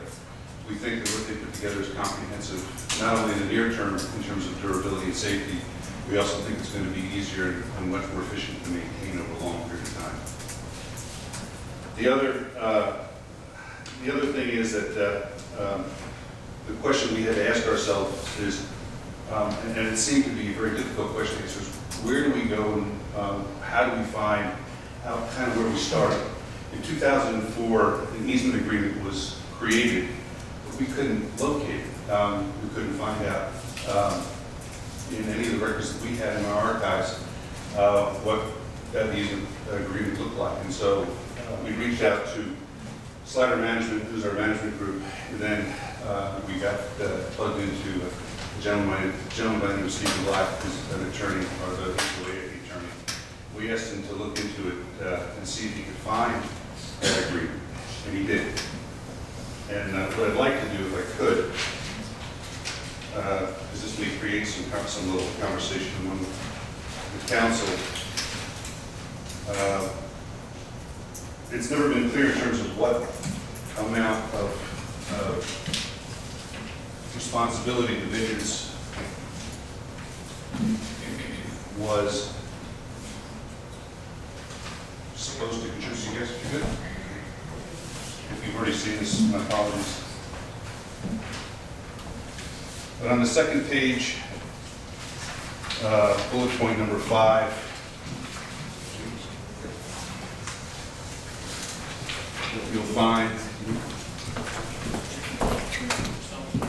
find is a fairly good explanation from our perspective in terms of what would be a starting point, if you will, in terms of what the town committed to in 2004, not only in terms of the building of it, but it specifically talks to, and I'll read it, not to be, the county and town shall maintain the greenway easement in clean, landscaped, and repaired state. That was a primary bit of information that we were unable to access until last night, actually, when we had a board meeting and Steve Black brought it to our attention. So we felt that this was an appropriate point to start the conversation based on the easement agreement and try to figure out where you think we may want to go forward from here in terms of, and we're, just so that you know, we're not looking for the town of Summerfield to pick it on us, but I do have to say that we've been maintaining the trail now for 10 years without any direct support from the city of Summerfield. And when you do the math, it comes out to a fair amount of money that we've done this voluntarily, not knowing that it could be done voluntarily in terms of, maintaining that trail and making sure that it's safe and accessible, not only for the vineyard residents, but also for the public as well, since it's made a public easement. So I'd be interested in your feedback. I'd be interested in your thoughts. And you may want to, the other thing too is you may want to look at this document in greater detail, take some time to talk about it before you want to respond to it. Mr. Chase, I walked the trail yesterday. I didn't know where it was. I had to call the town manager to find it. My question to you is, would the residents of the vineyards be interested in closing that trail to the public and just keeping it as a trail available to the residents only? We've talked about that. We're open to virtually any options in terms of how we proceed. I think there's an upside and a downside to having this public asset. One thing it does, it doesn't improve and expand the vineyards trail system. We think it's a positive for the town of Summerfield. But we also know that at the same time, if that trail is improved, and for instance, Billy Tesh takes hold of that and turns it into a very walkable, even bikeable trail, we think at that point that there's liabilities associated with that. Just the amount of people that are traveling, the number of people who may want to use the pool area we currently have for parking, because maybe the area around Strawberry Road is not readily available in terms of parking and unloading the bikes and reloading them. So there's an upside and a downside. So we're open to that. We can certainly maintain it. We've been maintaining it for the past 10 years. But quite frankly, an agreement was struck in 2004 that made this a shared public access, and we'd like to see that continue, but we're not going to say, oh no. Well, the trail is very different from the greenway. Absolutely. The trail is like a little path through the woods. It is. It's not something that I think would probably go by train, especially when the greenway, the tunnel is open and the greenway continues through the rest of Summerfield. Personally, if I was a resident of the vineyards, I would have some trepidation as to where the trail comes out right by a children's playground when you have All in agreement. Absolutely. people coming through there that you don't know Absolutely. that are not residents. Absolutely. So that's why I asked the question. Sure. And it has been discussed. And because of the type of trail that it is, it's not, I don't know, it's an 8-foot wide, asphalt path, much like the greenway is. It's obviously a much smaller path that I think people would have difficulty biking on, and some people have difficulty walking on based on the shape of the city. If I made it. But the bottom line is, we do think that there is, as it stands today, some fiscal responsibility for the town of Summerfield in terms of bringing that trail up to some standard. And that standard is reflected in the document. You can go through all the details, but it talks about the sort of activities that we should be able to perform on that trail. And so, that being said, we have invested well in excess of $25,000, and that's incrementally. We figure that trail represents about 28% of the trails that we're maintaining throughout the development for the past 10 or 11 years. So we approached you, I think our board approached you to try and find a resolve. The paper that was missing is the paper that was delivered to you tonight that I think talks about it. And I assumed, quite frankly, that you would probably want to talk about it as a council after we depart to make that. Actually, I have a question to the attorney. Yeah, there are other documents. I mean, first of all, this predates my time as town attorney, and I've been active. There are other documents that go along with this trail and with these sections, etc., that need to be viewed in context. I don't have them with me. One, two, you have a county involved. We have a county And involved. That was my other everybody's question. talking to the county. That's what I was asking. And then you get into what the agreements are between us and the county, and who we take are already even known. So, you know, you just need to table it. Yeah, we have a table. So thank But you. bottom line, I feel, and I agree. We assumed that this would be a shared or a joint process with the county, but Well, as we table this, can we set a plan, an agenda, a schedule? This is, I think it's supposed to deserve some finality to this, and I don't want to rush it, but we take one step every town council meeting. it's a long time. It's going to go on for years and years.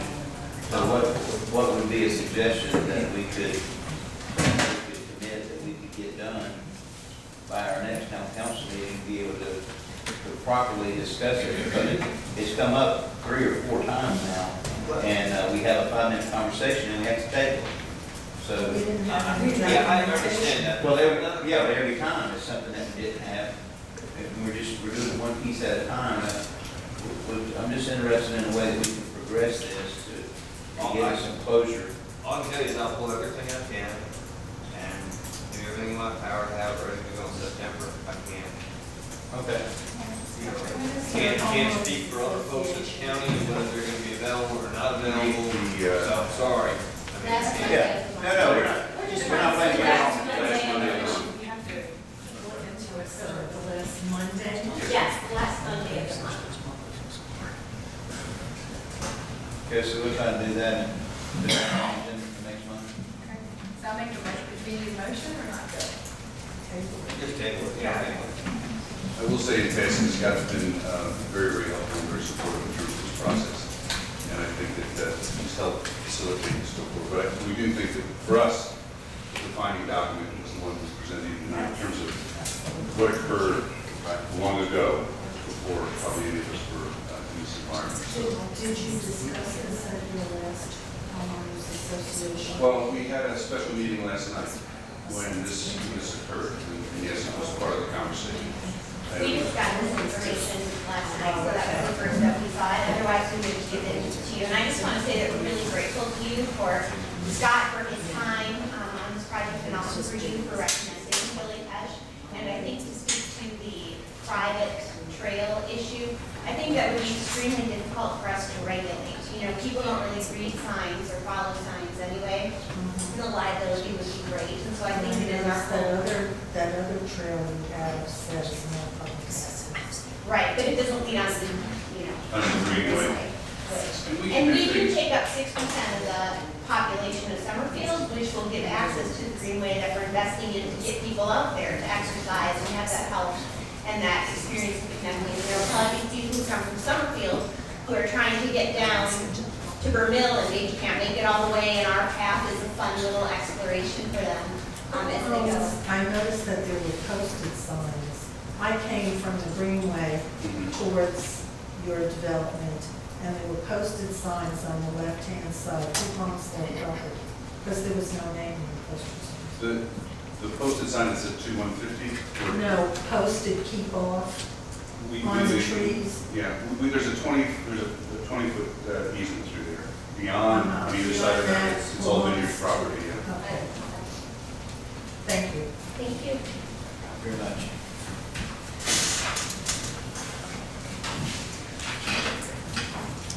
Moving right along, the next item on the agenda, 9C, 9B now, Finance Committee Investment Recommendation. The Finance Committee recently met July 20th, and primarily with the goal of looking at our investments. To take you back a little over a year ago, that we had made some major changes in the town's investments. And we had invested in some staggered CDs, CDRs specifically, and one of those had matured, and it was time to relook at that. And in your packet, you've got the minutes with the Finance Committee with the recommendation that came out of that meeting. And I'll also keep this simple for you. I'll put that up on the screen. Form of a spreadsheet here for you. And I'll recognize Ms. Witt, our finance officer, to just hit the highlight of what the specific recommendation is. Okay, if you look at the first column under the current investments, under Wells Fargo, currently we have $3.5 million at Wells Fargo in a money market at 0.3% rate.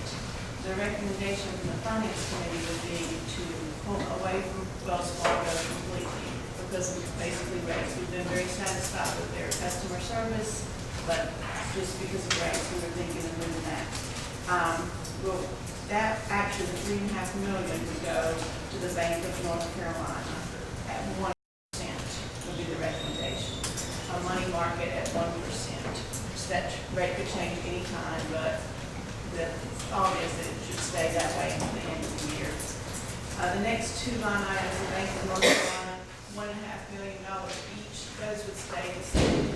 Those are investments that we originally invested in July of 2014. The 2-year term of $1.5 million at 1.25%. It was originally invested in July of 2014, so it will mature for 2016. The next line item was a 3-year investment, so it'll, the 2014, it'll mature in 2017. So those two lines remain the same. The next line item, Bank of North Carolina, currently we don't have anything at 3 years, so our Finance Committee recommends that we put $1.5 million into a 3-year CDRs, also through the Bank of North Carolina. It would mature August 2018, and the rate would be 1.65%. The last line there, the Bank of North Carolina, is actually a money market. Right now, we have $1 million in there. That's where the CDRs that matured just in July last month. That's actually it's been put there for just to hold it for a 1% rate until we can present to this to your next decision. So basically, we'll be leaving $3 million in that money market.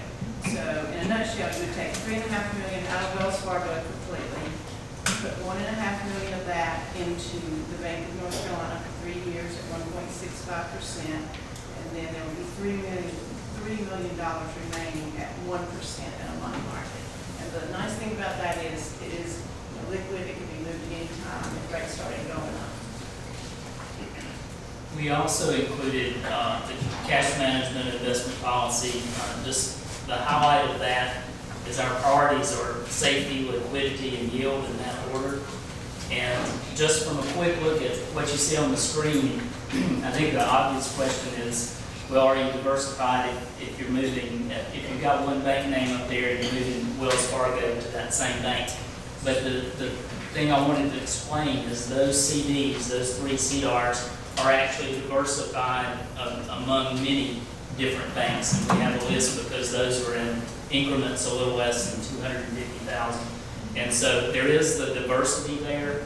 We also took this recommendation in general to the local government commission, just running it by them, the idea of moving this the way the finance committee recommended, and they thought that would be a good move without looking at it very closely, just based on rate and rate alone.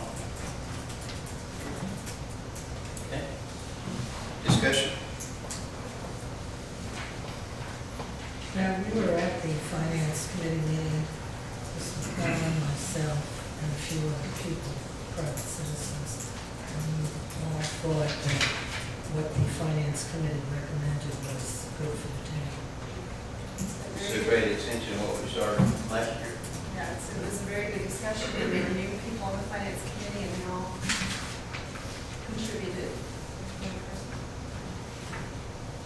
So any other discussion, or someone like to make a motion? I'll make a motion to approve the finance committee investment recommendation. I need to spell it out, but that's sufficient. I would say as presented would be sufficient. Okay. Okay, motion by Ms. Barnes, second by Ms. McClellan. All in favor, please raise your hand. And it is unanimous.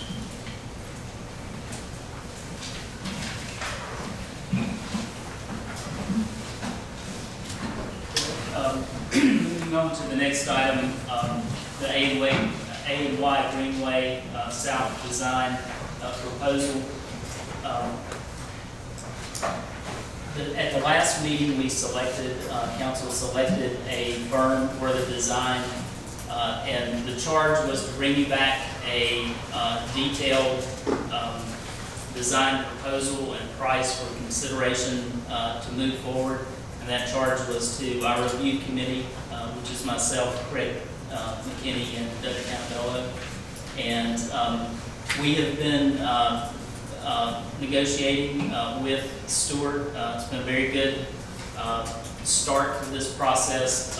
They immediately, I think in their wisdom, wanted to come out and walk that trail into the deeper parts where we hadn't all been. And we had done that. And this evening we have a price. We're not quite to the point of having a detailed contract yet, but rather, since we meet once a month, rather than sit on that for a month, we wanted just to bring you that pricing. It's a summary of that pricing specifically for the design and planning services. And I also wanted to put the face of Stewart before you. And that is Miss Iona Thomas, sitting there in the black beside of Craig McKinney. And just wanted her here this evening in case you had any specific questions, and also Craig McKinney, in case you had any questions at this point before we bring you a detailed contract to review about the pricing, about the number, or about the process. And with that, I'll open it up for discussion. I have a question about just the contract is then set in stone. It doesn't change as we go along the process. Is that correct? Yeah, so generally the way, If you can come up to the mic.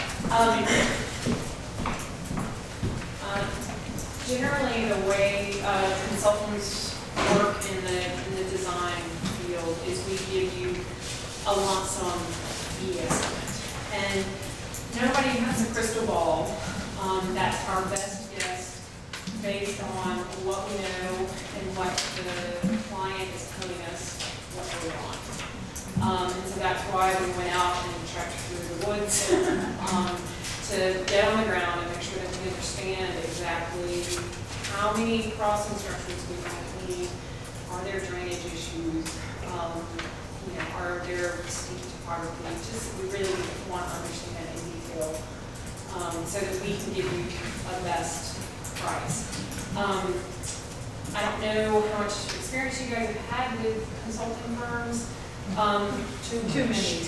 Well, one of the reasons, I've worked for Stewart, I'm coming up on 13 years now, and one of the reasons that I like working for Stewart is that we are not a supplement-driven firm. There are firms that keep track of every single meeting, and if you go over those meeting allowances, it's, you're gonna get a bill. I don't wanna work that way. We consider ourselves partners when we're selected on a project, and that may sound all warm and fuzzy, but we really do get invested in the success of your projects and in our projects too. So unless the scope changes, which means you say, well, we don't want to go that way, we want to go a mile this way, or some other big significant change in scope, then the price that we negotiate today will be the price that we negotiate, and that'll be our price. The things that, we never get the number of meetings right, we never get the number of public meetings right, we never get the town council presentations right. Sometimes it's a little bit more, sometimes it's a little less. It all comes out in the wash because you just don't have a crystal ball. Something will go sideways and something will go right, and it'll all turn out all right. Ms. Thomas, what kind of public involvement do you anticipate? So I've spoken with Scott at length about this. I've been working in North Carolina for 15, 16 years now, and I started off working on NCDOT projects, where you would have a traditional public meeting, and you would wait till everybody got off of work and hope that they came to your meeting. And you would get 4 or 5 people, and those 4 or 5 people were either 2 people who wanted the project so bad, and 2 people who hated the project, and you never got the middle. So what we're proposing to do is what we call active public engagement. So we're actually going to go to where people already are. So that could be a school event or a festival. We'll rely on you as opposed to the town desk to tell us how it's best to get in front of people in their normal daily lives. Because what happens with that is you get the middle of people who don't know about the project, or people who, given the demands of their day, can't get to that public meeting. So with active public involvement, you get the middle opinion, which is really important, and that helps build consensus around the project. And then we'll also have some traditional public meetings after some of those active meetings. We'll be advertising the traditional public meetings in our active outreach. So it's harder on us because sometimes that means working on a Saturday. It tends to be what happens, but I have stood outside of a Walmart in Hanson County and Whole Foods in Chapel Hill. And So will we know when you're doing this active public involvement? And we'll also be presenting to town council. We'll be presenting to you as the project goes along. That's included in the price as well. Okay. Thank you. And just, we are out of Raleigh. We have projects as far west as Asheville, as far east as Wilmington. Driving is part of my job.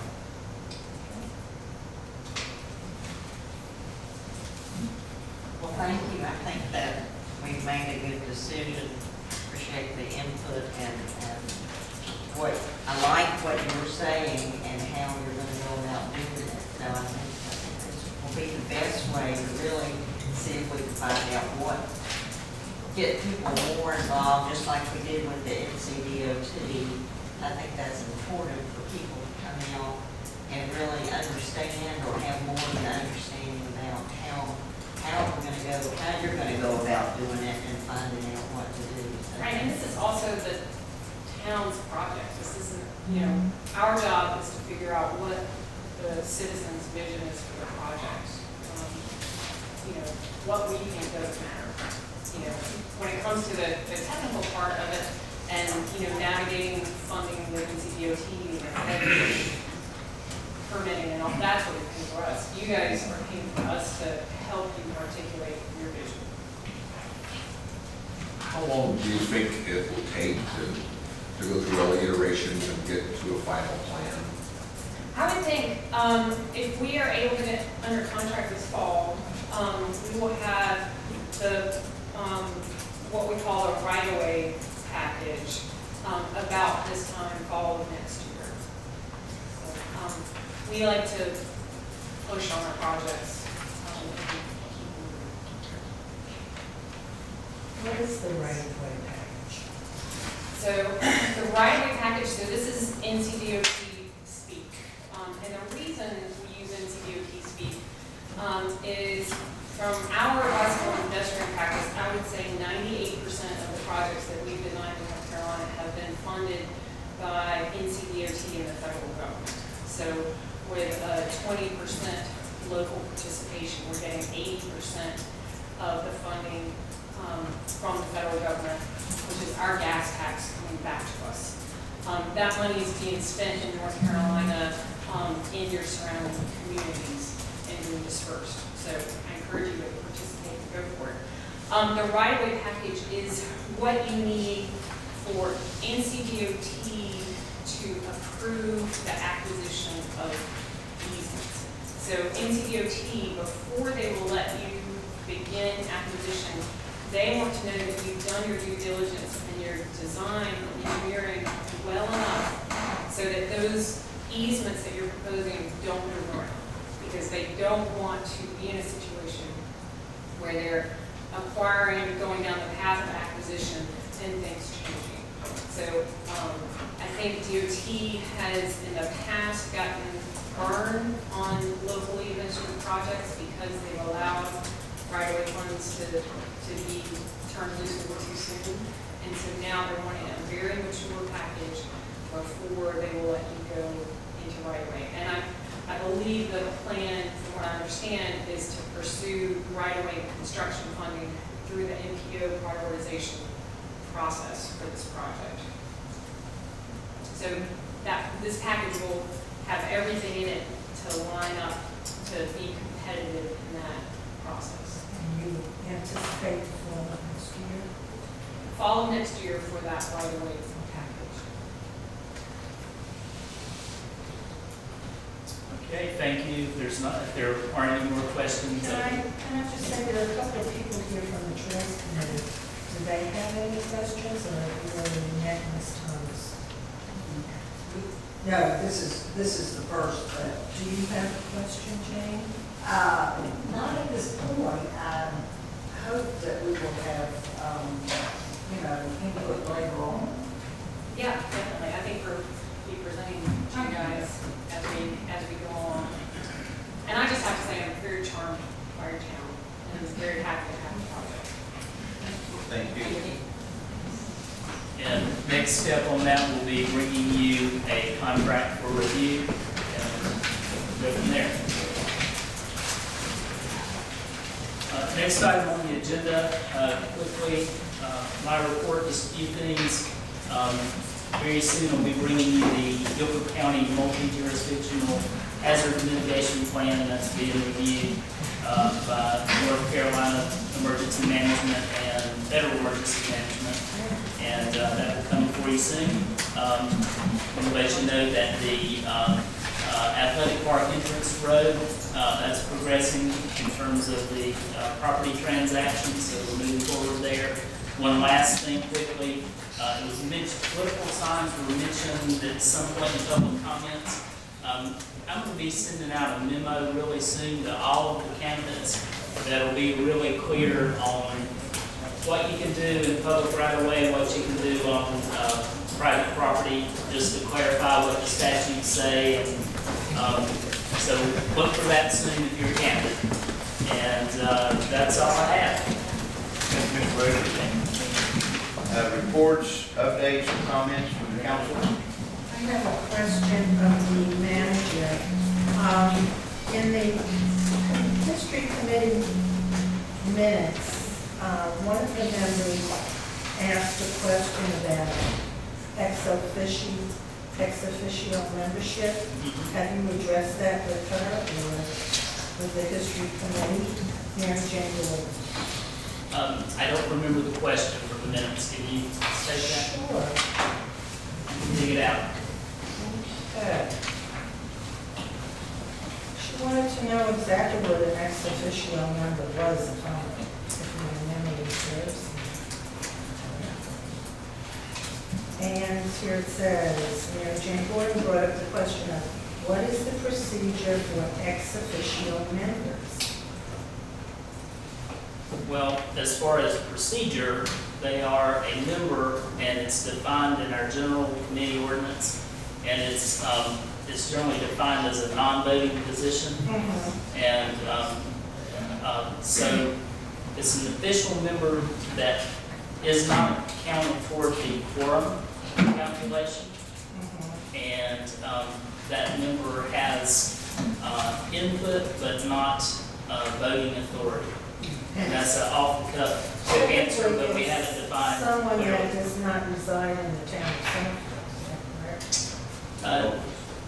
No, generally they are in the town limits unless otherwise specified in the ordinance. It's ordinance, not a resolution. Some people are, some are not. And let me say one thing about that. You're talking about the historical committee. Yeah. That is one of the committees that we have that doesn't have an establishing ordinance. And the establishing ordinances of committees generally define that membership. So they got started without an establishing ordinance, so I think that's the reason there's not clarity on that. Did you explain that to Mary Jane? She knows she's kept up. She knows she lives in Greensburg, and she knows did on property in the town. All right. Tell her to call me, we'll talk. So, yeah, we don't have a problem. I just She saw does not the know that. minutes and I wondered why, after all this time, I know she's been on that committee for a long time. And she's been a real Why asset she's to the questioning it now. Yeah, she understands. I understand. Okay. And I noticed on the minutes from the Trust Committee that they were looking for like the open space that was listed, and I know Scott has that, but you weren't at the meeting. But we do have a whole list of all properties that. Julie's on it. Okay, good. Yeah, you got it. Yeah. You're good. The focus of the Trails Committee all this time has been on the Greenway. And so they're just delving into the other part of their charge of open space, and that's what they're. So we're what's trying to gonna- educate ourselves, and Julie, that's the purpose of Julie coming.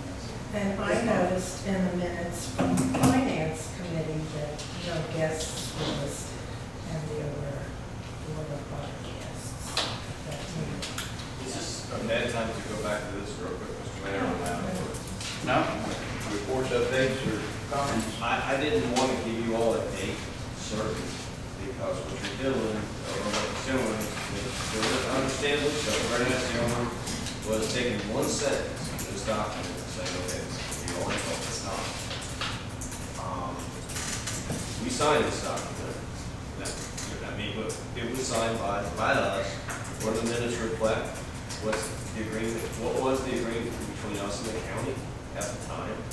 It's an anticipatory document, meaning we were getting this easement to build trails back in '04. A public AMY greenway in '04 that was not built. That's what, obviously you're still talking about. So what other enabling documents, other documents exist? That's, something that, why would you plat it and not accept it if you had already obligated yourself under it? A few things here that, need to entirely before, consider it, so, okay, this one sentence says this, so you do that. Thank you for your diligence. Yeah, and all that's perfectly understandable. We're doing no fingerprint. Oh, no, I just, as a lawyer, when I see that, I put brakes on it. Yeah. Well, I remember that we did something with them and that, that Billy Hess was in on it, so that was the part. Well, exactly, that's what I said, it was all other things, but I knew that we had done something, but I'm glad that they found this. I know. Okay, any other reports, updates, or comments?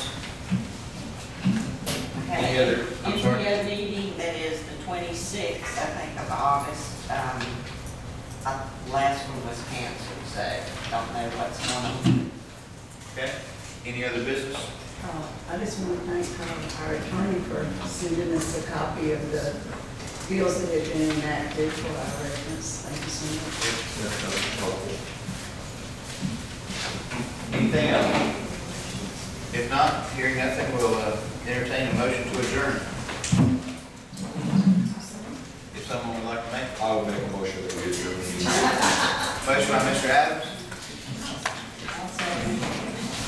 Second by Ms. Laughlin, all in favor, please raise your hand. It is unanimous. Thank you. Thank all of you for coming tonight.